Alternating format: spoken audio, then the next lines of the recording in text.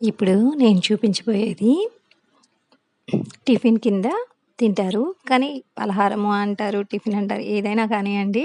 ఇంతకుముందు రోజుల్లో tiffin hotels ఇన్ని ఉండేవి కాదు కదండీ! అది కాక ఒకళ్ళు సంపాదించేవాళ్ళు, నలుగురు తినేవాళ్ళు కదా! అలాంటప్పుడు ఇలాంటి టిఫిన్ చేసేవాళ్ళనమాట.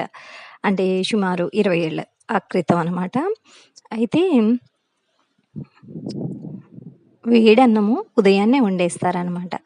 వండేసేసి తర్వాత ఇలాగ తాలింపు వేసుకుంటారు. తాలింపు వేసుకొని దాంట్లో చింతకాయ పచ్చడి, పండుమిరపకాయల పచ్చడి, ఇలా ఉల్లిపాయలు కొంచెం వేగిస్తారు. కొంచెమే వేగిస్తారండి. కసకస అంటూ ఉండాలనమాట. అంత టేస్టీగా ఉంటాయి కసకస అంటూ ఆ పులుపు అంతా తగిలి.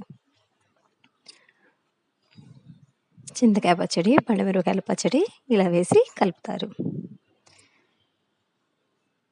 కలిపి దాంట్లో వండి పెట్టుకున్న అన్నం ఉంటుంది కదా! ఆ అన్నాన్ని కలుపుతారనమాట.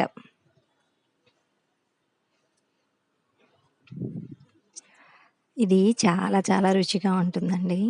ఇంతకుముందు తరచుగా ఇదే చేసేవాళ్ళు. అప్పుడు దోసలు, ఇడ్లీలు, పూరీలు ఇవన్నీ తక్కువగా చేసేవారనమాట. ఇదే పనికేదైనా వెళ్ళాలి అనుకున్నప్పుడు, ప్రయాణాలకెళ్ళాలి అనుకున్నప్పుడు, జర్నీస్ అప్పుడు కూడా అంతే. ఇది బాక్స్‌లో పెట్టుకొని, చేసుకొని తీసుకెళ్తారనమాట.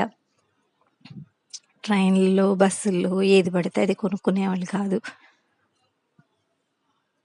అంటే వాళ్ళు పరిశుభ్రంగా చెయ్యరని కావచ్చు, ఖర్చు ఎక్కువవుతుందని కావచ్చు. ఊర్లకెళ్ళేటప్పుడు గూడా ఇలాగే చేసుకునేవాళ్ళు. చాలా చాలా